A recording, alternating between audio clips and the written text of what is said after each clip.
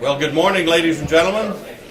I'm Morton Blackwell, president of the Leadership Institute. It is my pleasure to welcome you to this, our December Wednesday Wake Up Club breakfast. Well, need I say that we live in interesting times? A couple of weeks ago, I attended a campaign wrap-up briefing at the Reagan Alumni Association. There were representatives and spokesmen there making presentations from the National Republican Congressional Committee, National Republican Senatorial Committee, and the Republican National Committee. And the spokesman for the Congressional Committee looked a bit haggard at the time, and he came up and he apologized for the fact that he looked a bit haggard, and he said it was not because he had been up late at night worrying about recounts and elections. He says 2 days ago my wife gave birth to our first child, and he says I haven't gotten much sleep. And he said, and this is a true story, he said that right after the baby was born, they let him in to see his wife and their newborn, and the wife was clutching the newborn baby there, lying down in the bed, and he greeted his wife, etc., and they chatted, and the wife asked him, "Tell me," and she says, "I didn't look, is it a boy or a girl?" And he says, "I don't know." And the doctor's there, he says, "Doctor, is it a boy or a girl?"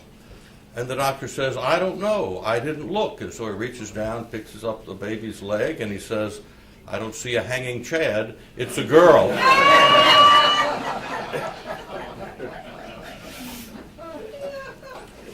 Well, thus far this year, the Leadership Institute has held a total of 144 schools, setting a record all the time. Our previous record was last year with 116 schools. 144 schools is a lot more.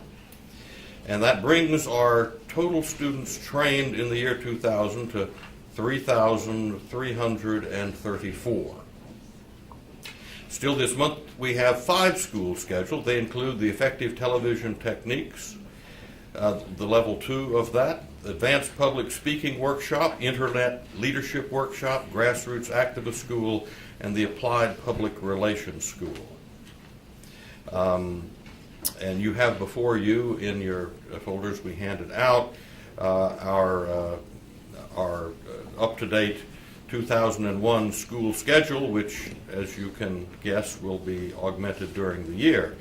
But we hope you can use this schedule to plan in advance for this next year and attend schools that may be of particular use and interest to you, and particularly keep that in mind as you find other conservatives who may be able to benefit from our political education and training, and point out when our schools are, and of course a number of them are held all around the country. If you're interested in attending any of these schools, seek out any one of the Institute staff members for more information. And now to lead us with an invocation and a pledge of allegiance, I'm going to present Corey Vagley. Corey is currently an intern here at the Institute in our development department. His relationship with LI began this last spring when he attended the Grassroots Activist School and the Youth Leadership School in Nashville, Tennessee. And this last year he was involved with the Hamilton County Young Republicans in Chattanooga, where, among other things, he worked to involve his fellow students in the local political structure. Corey will graduate this coming May from Tennessee Temple University in Chattanooga with a degree in history and political science. And he will be coming to work here on full-time staff with the Institute in January as our new office manager. Corey.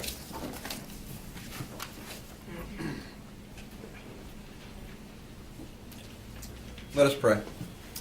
Father, we come before you and we thank you for this day and we thank you for our country. We pray for it right now, that you'd watch over it and protect it as so many things are happening in government and all around us, Lord. We just pray that you'd watch over it. I pray that you bless this time, that we'd have an encouraging time talking about values that honor you, Lord. And we pray that you bless this food to the nourish from our body. In Jesus' name, amen. Let's all stand for the Pledge of Allegiance. I pledge allegiance to the flag of the United States of America and to the republic for which it stands, one nation, under God, indivisible, with liberty and justice for all.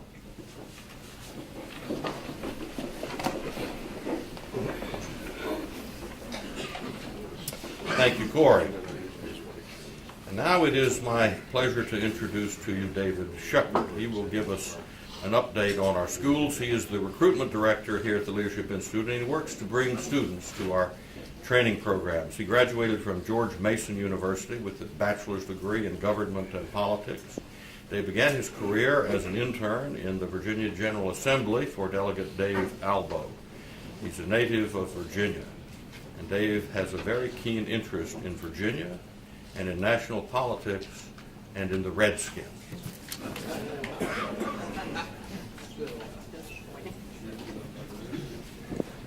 Well, thank you. I sometimes mention that I'm a Redskin fan because I know Genevieve Wood on her resume does mention that she's a Dallas Cowboys fan, so I figure it's okay if I mention I'm a Redskins fan.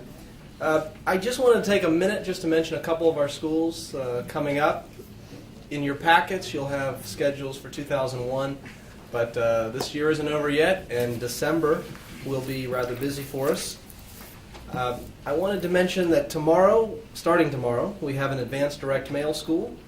The advanced direct mail school talks about such topics as how to turn a $10 donor into a $120 donor, fundraising on the internet, and a bunch of other really good topics. If you have any questions about that, please see me. I can get you an agenda for that school.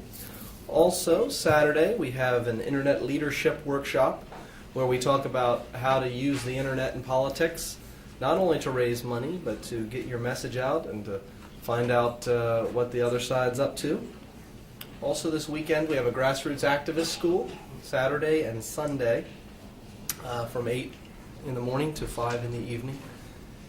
So please see me if any of these programs interest you, and I will be, I'll make myself available. Thank you. Thank you. Thanks, David. Now to introduce our speaker, I'm going to present to you Sherry Lund. Sherry started at the Leadership Institute as the Grassroots Activist Schools Coordinator after moving to the D.C. area from Southern California. She earned a bachelor's degree in political science and philosophy from Azusa Pacific University. While in school, she worked as an admissions representative and a cheerleading coach. She has spent her spare time in the past few months volunteering in Virginia's recent U.S. Senate race. Sherry currently serves as the facilities manager here at the Leadership Institute.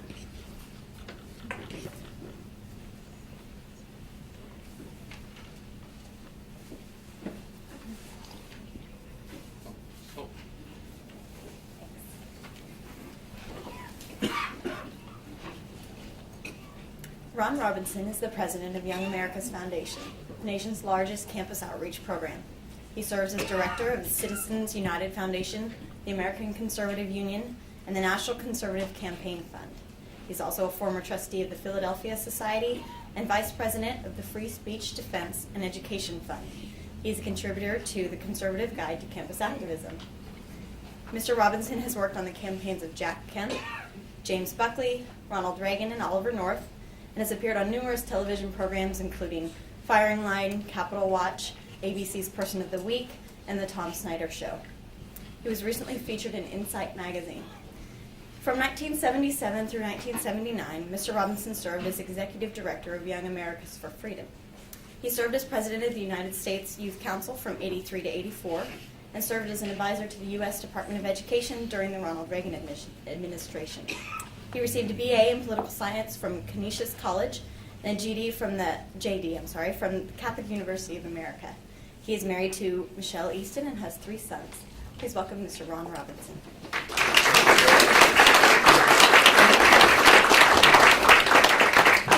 Thank you very much, Sherry. Thank you, Morton and Helen, for having me with you again this morning, and thank all of you for coming out. As those many friends, colleagues, past associates, but particularly those colleagues at Young America's Foundation know specifically, I'm not always a morning person, so I really do appreciate each of you coming out and hearing me this morning. If you approach life pretty much the same way I do, and as fellow conservatives, I suspect that's the case. I want to talk a little bit about what I'm sure is on everyone's mind this morning, which differs a little bit from my traditional comments and my traditional speech, because we're living through a time right now where every night we go home, we turn on the television, and we're hearing that the presidential race is yet to be decided. And I know that Young America's Foundation Leadership Institute are more concerned and are concerned with the future of the country rather than simply just the next election. But I think at this particular moment in America, those are so closely intertwined that it would be remiss of me this morning not to touch on some of the issues at hand. And I think that for many conservatives like myself, this election was an opportunity to finally turn out of office an administration and a group of people that for 8 years we have found to be utterly reprehensible. We have been willing to make sacrifices in choosing a presidential candidate. Many of us may have favored someone more philosophically grounded in the conservative movement than George W. Bush, but we wanted someone who could be elected. We wanted a situation where at least the current incumbents would be out of office and the country could move forward. And I think there was an assumption throughout the ranks, a lot of conservatives had, that if we could just win this election, it would be clear sailing for the country. We would once again be able to right the ship of state and beyond, go on and really advance the conservative revolution once again. And I think that perhaps we ourselves adopted the wrong idea, the wrong message, concluded incorrectly from what we saw at the country. We were skeptical of polls. We assumed that everyone shared our ideas that this Clinton crowd had to be out. We recognized that Clinton had never received a majority vote of the American people. And even some of the pundits that Young America's Foundation put on the road assured us that that our candidates tend to grow stronger as the fall moves on, that as one of them said, there was not a single candidate in the post-World War II era that did not get stronger by election time from where they were on Labor Day weekend. But somehow we got the wrong message. And I often tell the story of Michelle's and my sons, the two younger ones, that they occasionally came away with the wrong message. And I remember particularly a morning somewhat like this, although it was a Saturday morning, where I got out of bed and the two younger boys were up, Danny and Thomas, and I could tell they were a little bit restless, and I asked them if I could fix them breakfast, which they knew for me doing it was somewhat of an ordeal, and they said yes.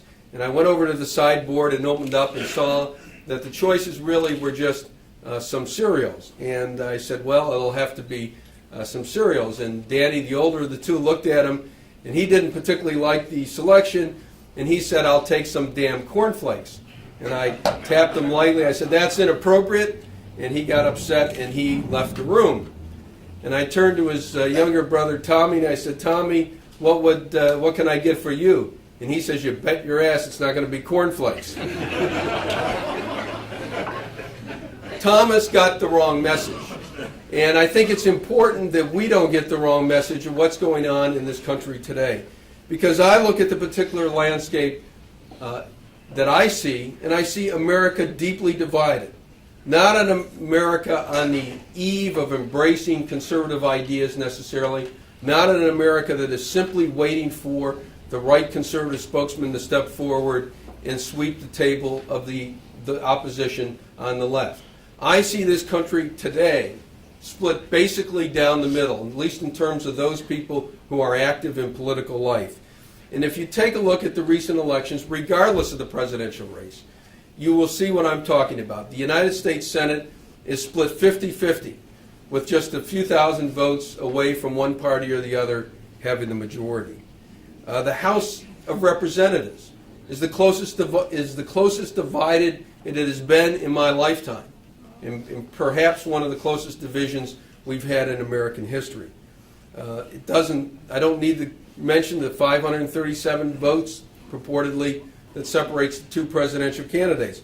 Let me also mention the Supreme Court, which is much in the news. We basically have 3 conservatives on the Supreme Court, 2 middle-of-the-roaders, and 4 liberals. So literally every institution of government is up for grabs right now. And I think the American people are split down the middle. And I think that the idea that the polls were not accurate perhaps was more wishful thinking than reality this particular year, and perhaps projecting back for a few years when we assess the Clinton administration. But what I take out of that, this great division between the left and the right in this country, between liberals and conservatives, almost being exactly equal, I take from that that we need to redouble our efforts to reach out and bring new people into our movement. That the challenge that we face today is the question we always ask ourselves at Young America's Foundation is how do we expect, particularly a young person, but a fellow American, to come to share our ideas? How is that going to happen? And if you look at it from the perspective of recruiting other people into our movement, and especially other young people, but any other American, you will recognize some of the challenges that we as a movement face. What are the conventional ways in which a person comes to shape their ideas, to come to form ideas on public policy today? Well, one of the obvious popular ways is to look at the morning newspapers. And around the country, the Washington Post, the New York Times, the LA Times, the Chicago Tribune, that's not going to bring a young person or another person into the conservative movement. Another way is the nightly news, and particularly Peter Jennings, Tom Brokaw, and Dan Rather. And I've yet to meet a conservative that's come to our movement or come to our ideas because of the nightly news. Sitcoms are very popular, but conservative ideas are never portrayed on sitcoms. If conservative ideas are represented at all, it's a caricature of conservative ideas. It's an Archie Bunker or an Alex Keaton, a conservative written by a liberal and acted out by a liberal, not to advance our ideas, but to discredit our ideas. The major motion pictures. We had a great film earlier this year in The Patriot, and I was delighted to be able to take my sons to that movie. But how many movies have been like that in recent years? As the Oliver Stone entries tend to dominate public life or public issues. The great films of the 50s and 60s that represented religious and conservative ideas are a thing of the past. And young people that are so heavily influenced by popular culture don't have the opportunities to see the type of films that Charlton Heston, for example, starred in which we admire Mr. Heston for. When you look at popular music, which also has a tremendous influence on young people, you recognize that you're not likely to come to conservative ideas if you listen to Marilyn Manson or Madonna or Two Live Crew. Even Joe Lieberman and Tipper Gore have historically criticized that music and that part of popular culture. So people are not going to come to conservative ideas that way. If the media in general is not biased enough, the liberals have set up PBS and National Public Radio to reinforce their message. They dominate the universities. The Chronicle of Higher Education did a poll of college faculty members and found that 57% identified themselves as liberal or on the left, where only 13% identified themselves as conservative or on the right. And of those 13%, many of them are concentrated in the hard sciences that have very little influence over the public opinion on public policy issues today. I try to bring this home in the context not of ourselves, not simply looking at media bias, but looking at it through the eyes of a person seeing or hearing aspects of the conservative ideas as compared to the liberal ideas. And I try to bring this point home by using news weeklies, Time and Newsweek, because you're not going to become a conservative by those particular representations. Let me give you examples of what I mean. The liberals are traditionally portrayed in the most positive way, without exception, by the way. There's no exception to what I'm talking about today. All the liberals that I have seen have been portrayed positively. Paul Newman, a very prominent liberal actor, is one of a kind. Ted Turner, when he was going to give his money to the United Nations, is putting the rich on notice. Janet Reno was introduced to the American people as Reno, the real thing. The week before the 1996 Democratic Convention, its keynoter was Christopher Reeves. He was portrayed on the cover of Time as Superman. Recently, the UN chief is represented as charismatic, charming. There are many examples of the Clintons being favorably portrayed. Woman of the Year, in March of 1999, Newsweek had this cover, Her Turn. Could there be a better endorsement for her for the United States Senate? Her turn. What does that mean? I mentioned the influence of television and sitcoms. Ellen DeGeneres' sitcom did not succeed, but she can't blame Time magazine, as they gave her a very favorable cover story, Yelp, I'm Gay. I mentioned rock music. Melissa Etheridge on the cover of Newsweek with her lover saying, we're having a baby. Earlier this year, Gay Today, a doctor, a minister, an Air Force officer, a police officer, not exactly the village people. The portrayal of Clinton, there are many, many examples of Clinton being portrayed positively. I'm going to contrast this shortly with how conservatives are portrayed. But after Clinton got elected, this is a typical one, Showtime. And there are loads of examples of this. And we'll contrast this with what is going on today. One that was in the same vein, like the Showtime, a soft cover, was one that took on a different meaning in light of the Monica Lewinsky scandal, but it was Stand and Deliver. But it wasn't designed to be favorable. The Clintons got their message out in that particular controversy, though, thanks to Time magazine. It's nobody's business but ours. I thought this dealt with what was going on in the White House, in the Oval Office, with the White House intern. Lovely picture of the Clinton family. It's nobody's business but ours. There's the liberal message in one fell swoop. They did have a critical cover of the impeachment process, but it was the impeachment process itself that was a mess. A stinking mess with Henry Hyde and Judge Starr, as well as Monica Lewinsky and the Clintons in the garbage can. Conservative ideas, on the other hand, are always portrayed negatively. The only time welfare was criticized by Time or Newsweek in the last decade was corporate welfare and what it cost you.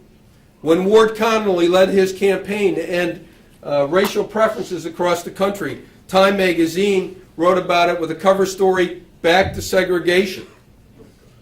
Business leaders are portrayed as corporate killers. Now, these are not the cigarette manufacturers or gun manufacturers. This is the president or CEO of Digital, Scott, AT&T, and IBM. When the government is seeking to take over the health industry, it's HMO Health. Conservatives are always portrayed in a negative light. Judge Starr made the cover of Time and Newsweek. In Newsweek, it was Put Up or Shut Up. Time magazine, it was Starr at War. 6 years ago, the happiest man in America was Newt Gingrich. After being critical of the House leaders for a number of years and actually leading to reforms in the House, he sensed that he was on the verge of victory, a victory that won 54 seats for the Republican Party. The week before the election, if anyone had seen Gingrich around the country, you know he was almost giddy. That particular week, the week of the election, Time magazine portrayed him on its cover as mad as hell. After he was elected, it wasn't Stand and Deliver or Showtime. It was immediately how Gingrich stole Christmas. And then you see the famous technique of questioning things. Also, Newsweek came back, 100 days, who will benefit, who will be hurt. Now, it's true that Time put Gingrich on as their Man of the Year, but it was the first time in Time's history that the Man of the Year had a 5 o'clock shadow. They even gave the Man of the Year award to Hitler in the 1930s and didn't treat him so shabbily. And of course, later he was the loser or the fall of Newt. This is the image that our fellow Americans have, and particularly young people have, week in and week out. How are other conservatives portrayed? Rush Limbaugh has been on the cover of Time and Newsweek twice. Actually, Time twice. Newsweek pulled it back. The first time is The Voice of America, with a screaming Newt Gingrich, an audience recoiling in horror, and he shares that with Howard Stern. But Rush became somewhat popular, so Time had to come back and put him on the cover again. And this time you have a question. Is Rush good for America? But Time wasn't happy with just putting the question. As you may know from listening to Rush, they also airbrushed that smoke in to give him a slightly more sinister look. The only time Ollie North has appeared on the cover of Time or Newsweek in the last decade was in the cover Down and Dirty. You might not have agreed with Pat Buchanan as the Reform Party candidate, but he was our champion on Crossfire throughout most of the decade. Early in the decade, he championed keeping the Republican Party platform of no new taxes. He also was the communications director of Ronald Reagan. But in this decade, he has appeared on the cover of Time and Newsweek 3 times. He was portrayed as Bully Boy, Hellraiser, and Preaching Fear. Ronald Reagan was portrayed once, and it was put in black and white. And reason I point that out is because if you want to make a person look older, you put a photo out in black and white. So in school textbooks and others, usually the black and white is old leaders of yesteryear, as compared to nice color portrayals of modern leaders. Which brings me up to 2 of the current controversies to conclude using Time and Newsweek and what we face in getting our message out to other Americans. The 2 controversies, of course, I'll conclude on the election, but an intervening one in the last year was the Elian Gonzalez case. Now, what was the most famous photo on the Elian Gonzalez case? The gun-toting picture, of course. Well, that didn't appear on the cover of Time or Newsweek as the lead picture in any case. Shortly before he was seized, it was Elian's ordeal. The only time that Time portrayed father's rights on the cover in the last decade is in the Gonzalez case, Elian and his dad. You're certainly not going to see a cover like that, let's say, on a right to life issue. And when he was seized, Newsweek actually had the harsher cover, if you will, seizing Elian, but they actually had the woman agent and Elian screaming, but they also had the picture of Elian with his father. Time magazine had no apologies for putting Papa as its cover. So again, if you follow the magazines, if you follow the major media, you're not going to come to conservative ideas on that particular issue. Which brings us back to the election. And what has Time and Newsweek done week in and week out in an election that came down to 537 votes? So when I suggest that you look at this through the eyes of a young person or an undecided person, also put it in focus that this is in a year where the race came down to a difference that was so insignificant it can't even be measured. The vote that Gore was worried about the most early on was the woman's vote. So Newsweek helped him along with Team Gore. Lovely colored picture of him and his wife Tipper. When he won the nomination, it was a leap of faith. And Time's version was chutzpah. Now I'll give you the other examples of Gore, which come after the election in a minute. But let me contrast those 3, which were the 3 of Gore, with Bush, George Bush. He appeared more often. But the first one was an odd-looking picture of him with the question mark, President Bush? The next, Newsweek's version, was a black and white photo, hardball. When they received the nomination, it wasn't a leap of faith, it was the Avengers.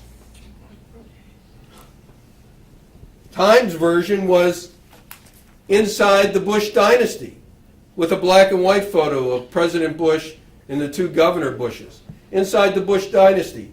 I suspect that when George Bush is finally declared President of the United States, Time will probably have a cover, The Empire Strikes Back. Since the election, there have been 7 covers, all of them telling us that the election is a dead heat. never suggesting that Bush would be the certified winner or Bush was ahead. You have the winner is with a picture of both of them. You have the wildest election night in history. You have unprecedented. You have this cover, which just shows them exactly equal, bloodying each other. These are all post-election. Then you have the two 537 votes with asterisks. In Newsweek's case, just a margin. And then you actually have them, the Supreme Showdown with Bush and Gore on the cover. And the first time, actually, this week's issue that gives any sense that Bush may have won is Gore's Last Stand. Now, I give these examples principally because I want to bring home what we face in terms of communicating with the American people. We see these magazines week in and week out on the newsstands, but in their own right, we don't think much of them. But collectively, conservatives are always portrayed as mad as hell, hell-raising, preaching fear, down and dirty, bully boys, always the pejorative. Liberals are always portrayed as one of a kind, the real thing, Superman, on and on it goes. And what happens in a close race, when it happens in a closely divided America, is it gives the left a tremendous advantage over time for anyone who doesn't look at these issues in a much more careful way. Now, all this seems to suggest great challenges to our cause and to our ideas. But what I would suggest to you is that there is a secret formula operating in the conservative community that allows us to overcome these disadvantages. And basically it works this way. Our movement is made up of a small number of people coming from unpredictable walks of life. When they step forward, advance our ideas with unprecedented success. A small group of people coming from unpredictable walks of life, when they step forward, they advance our ideas with unprecedented success. Let me break that down for you, if I may. The small group of people is because of the very nature of our ideas. Those people who are attracted to the conservative movement are people who want to live their own lives, raise their own family, support their own business, save their own soul. These are not people called to run everybody else's life. These aren't the people who spend their entire life, as the Clintons and Gores have done in government, telling other people how to live their lives. What makes a person a conservative is basically they are in that leave me alone coalition and leave others alone coalition. They are people that want to live their own lives. So naturally, our numbers are always going to be somewhat smaller than the left, because those people who are attracted to our ideas are not going to be engaged in stealing elections or counting votes or sitting on county boards. They're going to be interested in raising their own family, building their church, building their family business, or maybe helping each other individually. They come from unpredictable walks of life, I think, because they're not people that are attracted to be in government their entire life. I often give students a quiz about 4 leaders of our movement that do come from unpredictable walks of life and point out what they wanted to be when they were their age. The first wanted to be a Kansas City sports promoter and eventually did get to do that. The second was a California jock that exercised 3 or 4 hours a day. The third was a young lady who was a grocery store worker who dreamed of Bobby Kennedy and Martin Luther King. And the fourth simply wanted to be the manager of a sports department at a local Montgomery ward. Those are the aspirations that 4 of the leaders of our movement had when they were young people. These weren't people that coveted a picture with a president when they were 18 because they envisioned themselves as leading the country later. Who are these individuals? Well, you might have guessed that the Kansas City sports promoter is Rush Limbaugh, probably one of the most articulate advocates of conservative ideas in the country today.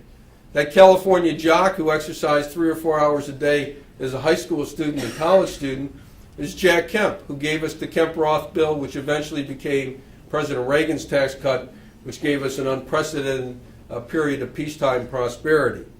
The grocery store worker was Peggy Noonan, who as an undergraduate at Fairleigh Dickinson finally became interested in the conservative movement, first because the government union was taking too much from her paycheck, and secondly because another student constantly pestered her to read National Review, which she finally picked up and started to do.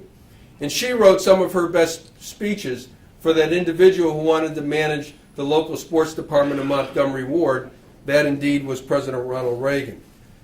So our leaders are a small group of people coming from unpredictable walks of life, but who, when they step forward and articulate our ideas, have unprecedented success. And you can look back at these individuals.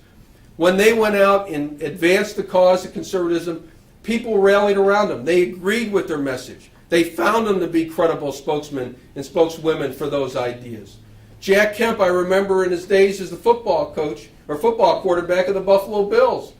He was criticized in the Buffalo press for being more interested in promoting Barry Goldwater than winning Sunday afternoon's football game.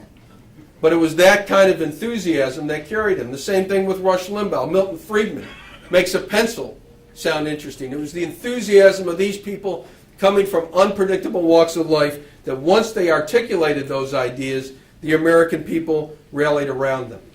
Well, where does that leave us? What are some of the steps that we as a movement, we as people here in the Washington community can take to improve our chances of victory for our ideas so that we can live in a free society in the years to come? Well, one of the suggestions I have is to take our movement more seriously, to recognize that what we're about is very important business indeed, and that we ought to champion our movement's great leaders in ways that the left champions theirs. We ought to be cognizant of how they constantly denigrate conservative leaders and constantly elevate liberal leaders. So it's indeed worthy of weighing in on a fight, for example, to rename National Airport Reagan Airport. It is indeed important to save Ronald Reagan's ranch. This last month, the government stepped forward and saved Jimmy Carter's childhood farm, a 300-acre government facility now.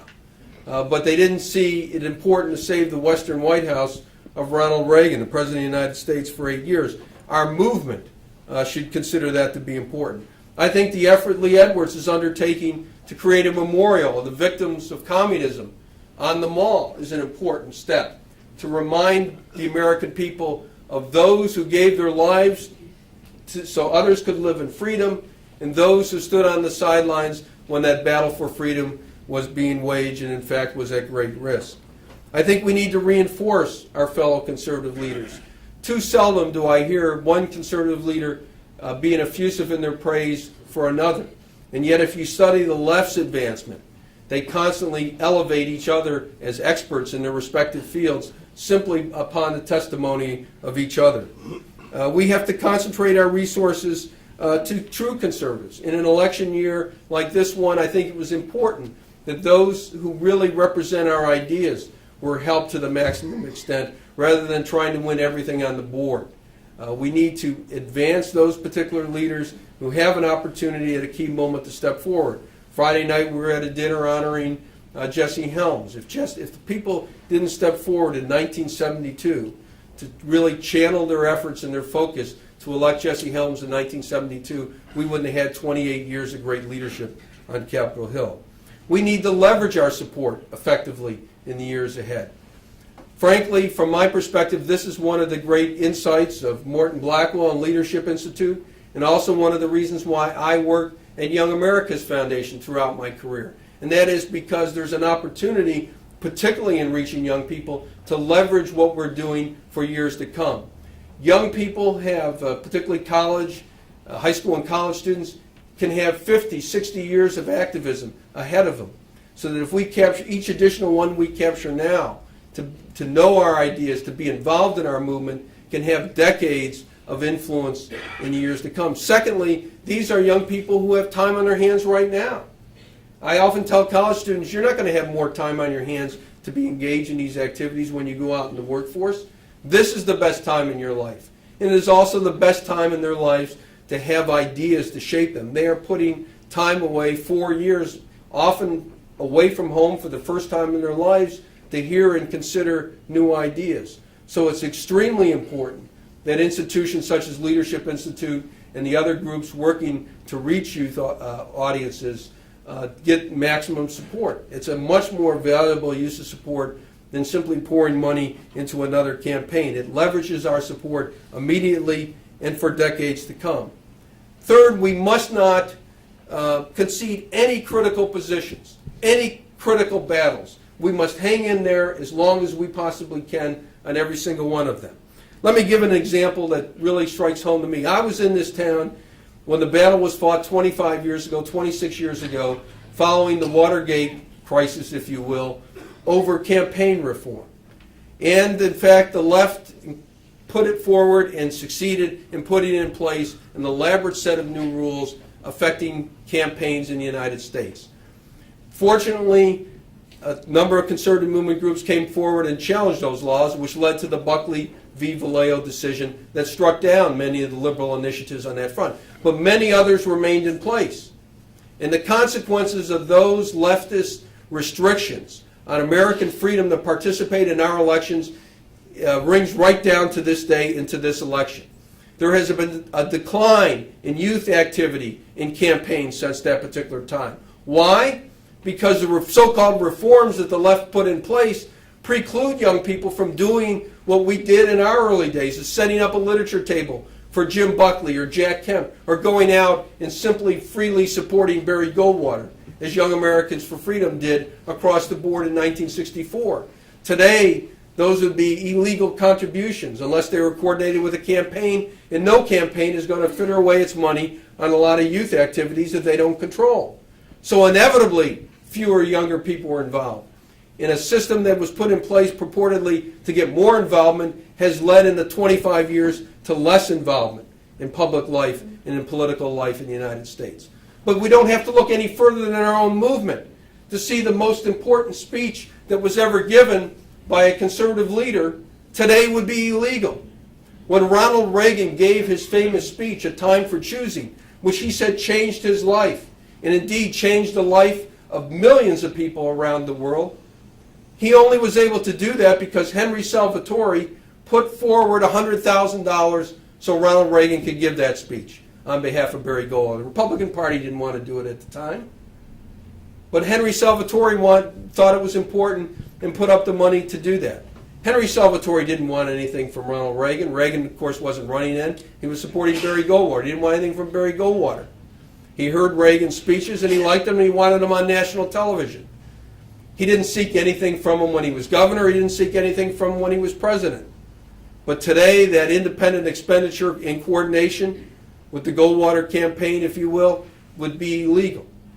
And so something that was never designed to do anything but advance our ideas, that had no attempt to use the government in any form, is illegal today, in part because we as conservatives did not win the battles in the mid-1970s.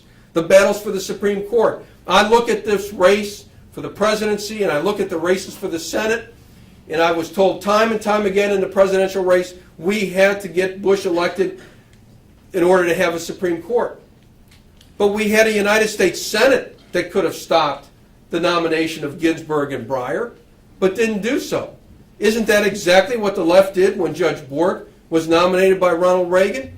So why are we asking people who basically do not want to be engaged in politics, who want to live their own life, to say that this next race is somehow going to protect us on the Supreme Court when we already had a majority of the United States Senate that didn't stand up and fight when that critical moment came to put two people who are anti-life on the Supreme Court? We couldn't muster more than a handful of votes. Of course that's going to discourage the average person. Or we see in the case of John Ashcroft's race, where conservatives should have gone, hindsight's always 20/20, should have gone into Missouri immediately following that tragic death of Governor Carnahan, and said at that particular time that a vote cast for Carnahan was throwing a vote away because he was not eligible candidate. Well, we waited too late and we lost the battles. These things add up. We can't concede anything. The country is battling back and forth exactly even. I would also suggest that we each have to commit ourselves to be professionals in our own field. If you're working for a conservative organization, you need to dedicate yourself to your career with just as much dedication as a good doctor or a good lawyer would do in their respective professions. The issues and the stakes are just as high. The need for your professionalism is just as great. Everyone and everything counts. I would suggest that the conservative movement needs to take a closer look at the economy of force. Democrats are able to put key resources in the key races in the closing moments. They had 60 lawyers on the planes going down to Florida immediately the day after the election, and were able to file a series of suits that we're still hearing about day in and day out. Our movement needs to be just as dedicated at that level and apply its resources just as effectively as the left does.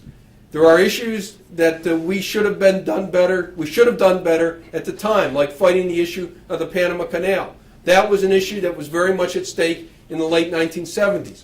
It was not unimportant in the 80s and the 90s or today, but those resources in many cases should have been better applied to the immediate controversies at hand. We've got to be good at what we've chosen as our respective fields. If you've chosen promoting ethics in government, you should have been a watchdog of the Clinton administration, and you should be down there in Florida today. If you're an anti-Clinton group, you should have been in New York during the critical battle regarding Hillary Clinton. If you're a youth group, you should be on the college campuses tonight, not worrying about yesterday's election. And later today, for example, I'm heading off to Pat Coyle's campus, Penn State. Because oftentimes when I get frustrated at the national leadership not doing a better job, I just redouble my efforts to do a good job in my respective field. That is the way that I work myself out of the frustration that I see at the national level, is just saying I can do a better job in my respective area. And finally, we need to make the case for freedom every opportunity we have. We had it in the Elian Gonzalez case. We have it in the days ahead to end the marriage penalty tax and the death taxes. Already the left is saying if Bush is getting elected, the challenge for him to unite the country is to immediately rush in and have free prescription drugs, i.e. coerced taxpayer dollar prescription drugs. We should step forward and say, this is an opportunity to end the marriage penalty tax. This is an opportunity to end the death taxes. Popular issues that will resonate well with the majority of the American people, and we should have a president that will sign those. We should use the problem with this particular election to put in safeguards so people who are ineligible for voting, convicted felons, people who are not registered voters in the first place, are not eligible to vote, do not vote. That should be a central issue in today's environment. And finally, we should follow up and make sure that President Bush indeed lives what he talked about in the campaign, which is a culture of life. Not on one hand say he wants to promote a culture of life, and then in the very next sentence say he wants to bring what Gore wants to do with the big drug companies, bring forth RU 486 even faster to make more profits for those big drug companies that Al Gore told us he was so much against. Our movement is made up of a small group of people coming from unpredictable walks of life who step forward and articulate our ideas with unprecedented success. What I am suggesting to you today is that you indeed are part of that cadre. You are called to step forward and articulate our ideas, even if you come from a walk of life that you didn't say it would be natural for you to step forward and be engaged in these particular struggles. Ronald Reagan said, freedom is something not secured at any one moment of time. We must struggle to preserve it every day, and freedom is never more than one generation away from extinction. You and I must do what we can with what we have right where we are. If we do that, if I do that, and you do that, we will all have a better chance of living in freedom. Thank you very much.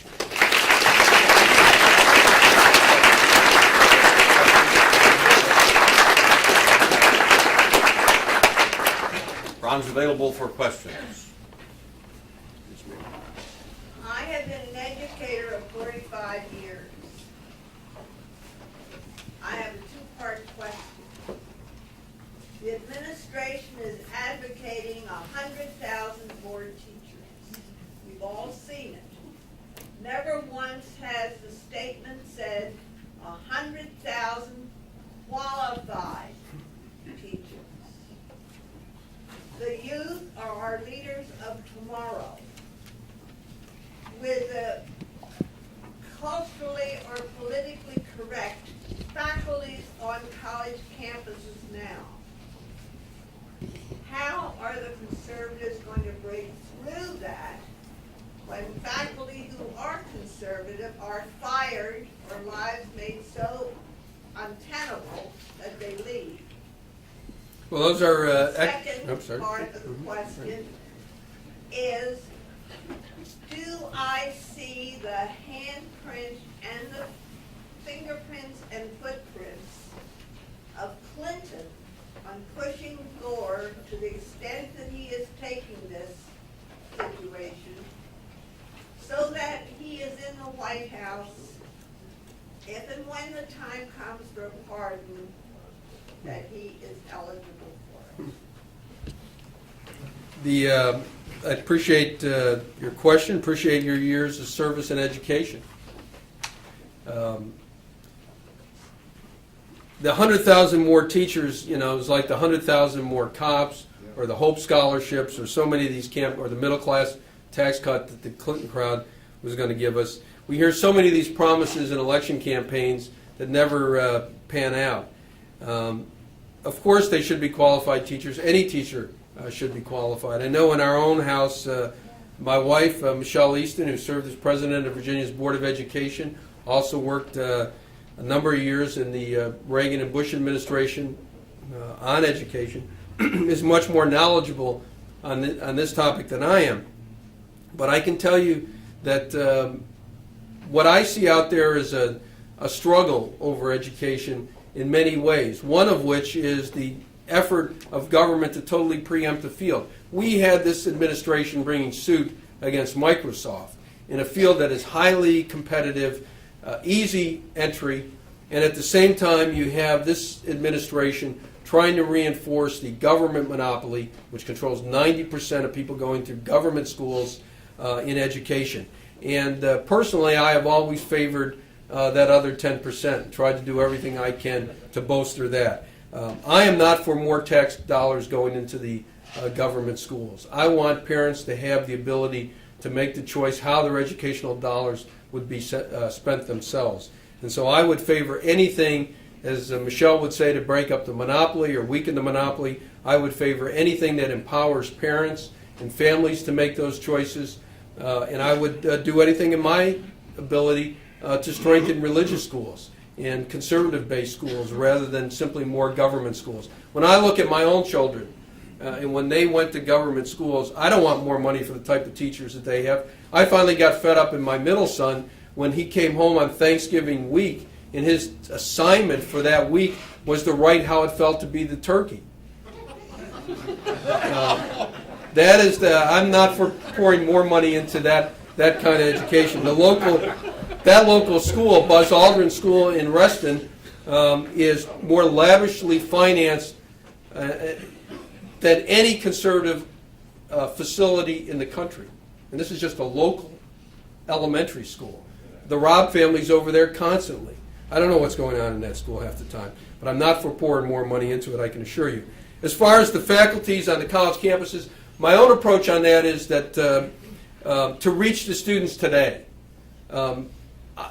I don't think that the left had some advantages, and at a critical moment, the left did things that advanced its cause that was very shrewd, but also worked out for them very well. In the late 1960s and early 70s, when you could get draft deferments by staying involved in university life, was at the very time that the universities exploded because of the baby boom.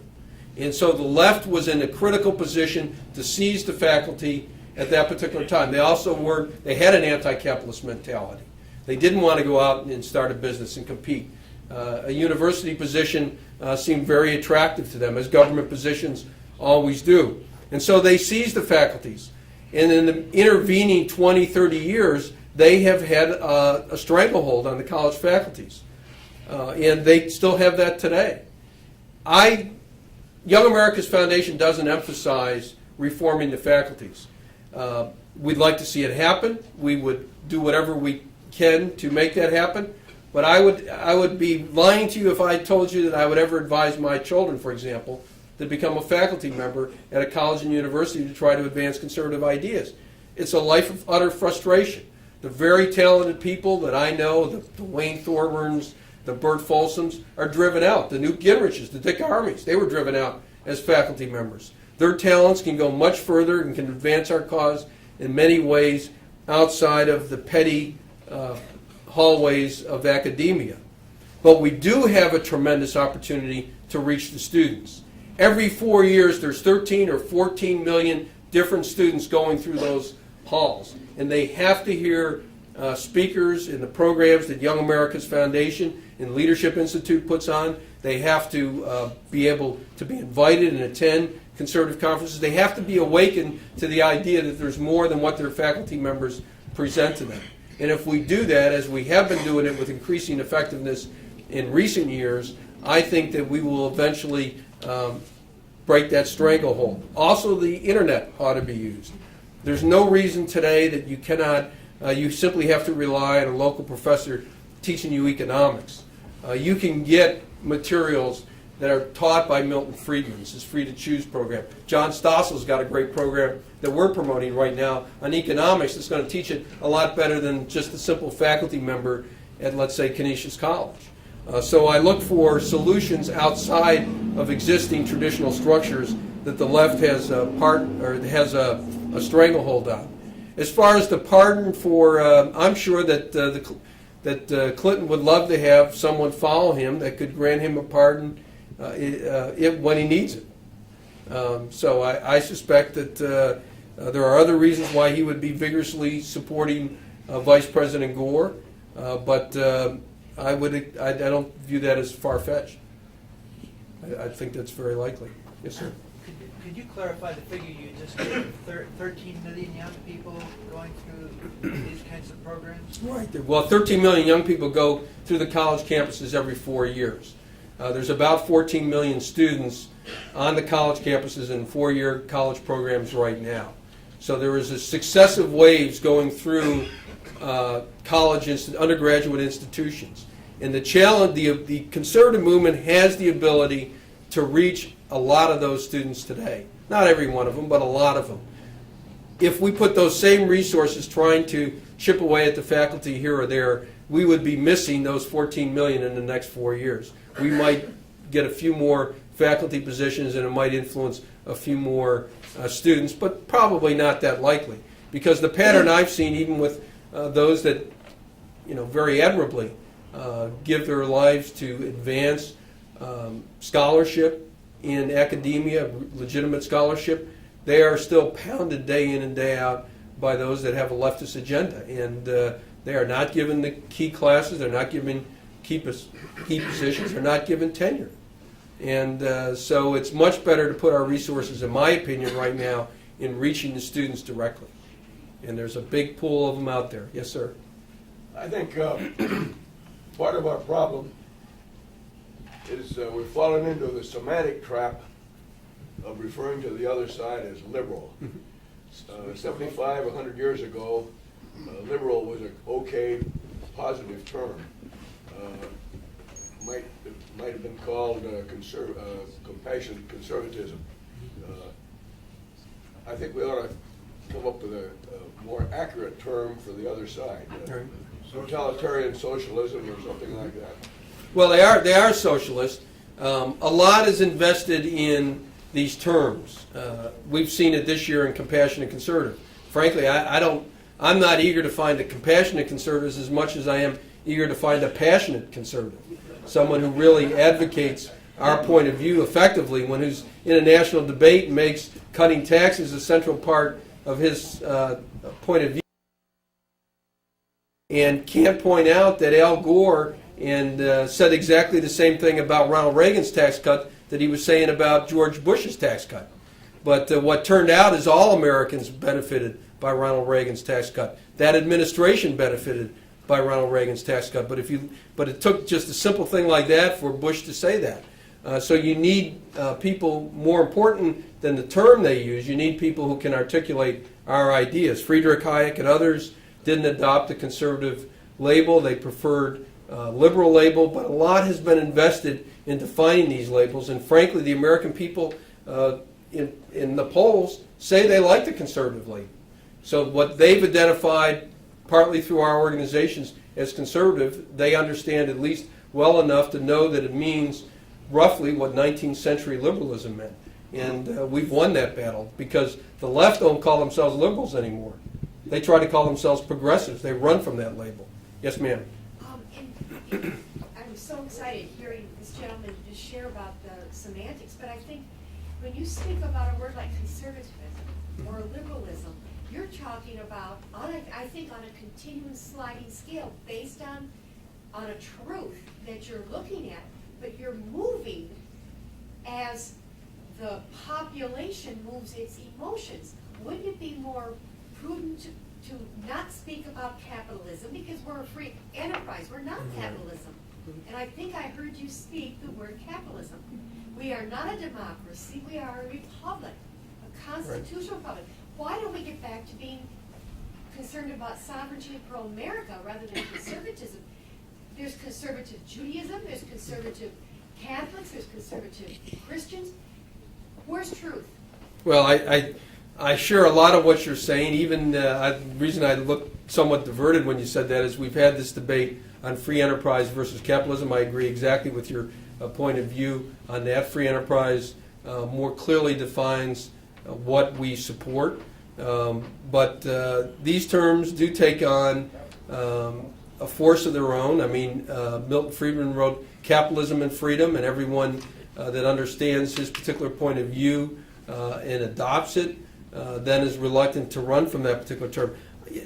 Ronald Reagan preferred the up or down, up to individual freedom or down to socialism and the ant heap of totalitarianism. I think that we have an ability to get our ideas across if we give the arguments for a particular position rather than get fixated on the labels. If I use the labels shorthand in my speech to a greater extent than I usually do, I apologize for doing that. But I do think that we ultimately do convey that we are for individual liberty, we are for protecting America's sovereignty. To the extent that we're conservative, we want to conserve individual liberty. We want to conserve the checks and balances in government. We want to preserve the idea of a limited government that our founding fathers had, where government only takes so much and only influences our lives to such an extent. We favor the conservatism, if you will, of the Declaration of Independence, which criticized King George for sending a swarm of agents throughout the land and from taxing us too much. So I do think the American people, when our speakers come forward, when we have people who share our philosophy, I think they rally around them with whatever label that they use, whether it be compassionate conservative or in Ronald Reagan is a leader of the conservative movement. But we've been working with youth, and I've been a teacher, and I've also been an administrator, which means you work with adults also. The thing that brings people together, and I don't care if you're working with teenagers, 23-year-olds, or young couples, or elderly, if you don't have the same understanding of the word, you've left people on somehow the 20-yard line, and they don't know which way the field they're supposed to be at to the goal. And I wonder if it wouldn't be prudent to be able to help our young people identify we're not really conservatives, we're pro-American. Well, and I think we're trying to raise patriots rather than conservative. And I listen to Rush and I turn him off now. He's irritating me. He's so darn conservative, he's un-American, I think, in many areas. Because he's really rallying about himself. He's not rallying about America. We're talking about Rush. Well, but even in Rush's case, he does day in and day out get information out that students and others don't otherwise have access to. And I think that is the key component part that you and I would agree upon. That's what you have to do. As you've helped young people, you get additional information in their hands, and then they'll become comfortable with a particular set of labels. Yes, sir. One more question. Go ahead. I think we're entering a very critical time and a very dangerous time for the conservative movement. What are the 2 to 3 areas that you would have us focus on where we can make the greatest influence over the next, say, 3 to 5 years? Right. I think the beginning part of your question, I'm in complete agreement with. We are in an absolutely critical time. I think the country is absolutely divided today, and I take that as a positive in a way, Because if the scales are exactly equal at a particular moment, what a wonderful time to weigh in and have an impact. Because you have the ability to tip the scales. And that, if I'm going to spend my time and my effort, my resources, I would love to do it at a time when the battle is, or the scales are exactly even and you can tip it in the favor of freedom. What are a couple of the issues or approaches that I would take? Well, in my own life, I live out trying to reach young people. I do think that that's the best audience to reach, particularly on the colleges and universities. They are putting away 4 years of their lives to hear new ideas. If we are not competitive with that audience at that time, it is impossible to make it up later in life. They will go directly in the government. They will go directly in the entertainment industry. Churchill used to have that quote about, by 35 you'd be conservative. But a lot of these people go directly from academia into government, into Hollywood, into other opinion-forming journalism is another good example. Opinion-forming walks of life, and we never have an opportunity to effectively reach them again. So I would certainly continue to do what Morton has done and what I try to do, which is to reach young people as best we can, and we put our professional efforts behind that particular endeavor. But the other, I would say, is enthusiasm for your ideas, to convey it. In the early days of our movement, the Goldwater campaign, for example, we had so much more stacked against us than we do now. The 3 national broadcasts totally dominated the airways. You didn't have Fox News. You didn't have the institutions that we have created in the intervening years. You didn't have more than just a little bit, a few issues or a few subscribers in National Review and Human Events. We've had a tremendous explosion of our movement that gives us the ability to reach many more American people, to get facts out in our own circles quicker and much more accurate.